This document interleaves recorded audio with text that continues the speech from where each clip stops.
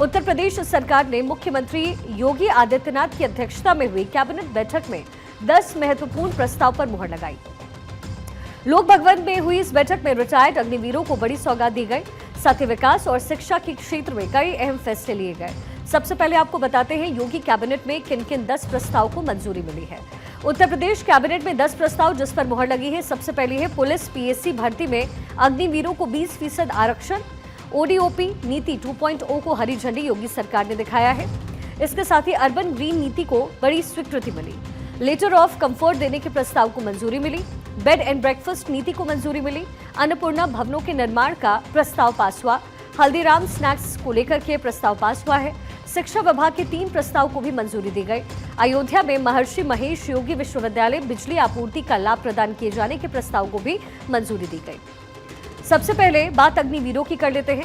दरअसल कैबिनेट ने रिटायर्ड अग्निवीरों के लिए एक बड़ा फैसला लेते हुए उत्तर प्रदेश पुलिस और पीएससी में 20% पदों को आरक्षित करने का प्रस्ताव पास किया।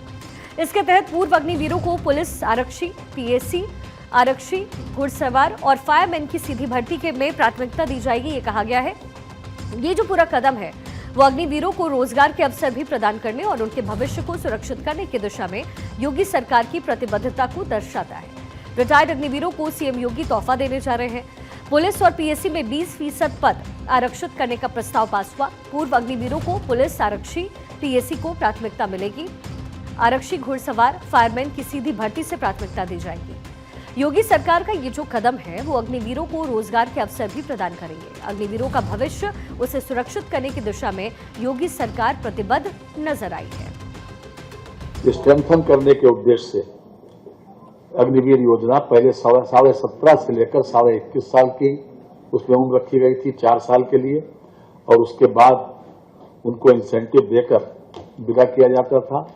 कई प्रदेशों ने और केंद्रीय फोर्सेज ने भी इसमें जो लोग एक्स अग्निवीर हुए उन लोगों को अपने अपने क्षेत्र में 10% आरक्षण दिया। कहीं 10% सीआईएसएफ में दिया गया, बीएसएफ में, हरियाणा में 10% दिया गया, उड़ीसा में दिया गया।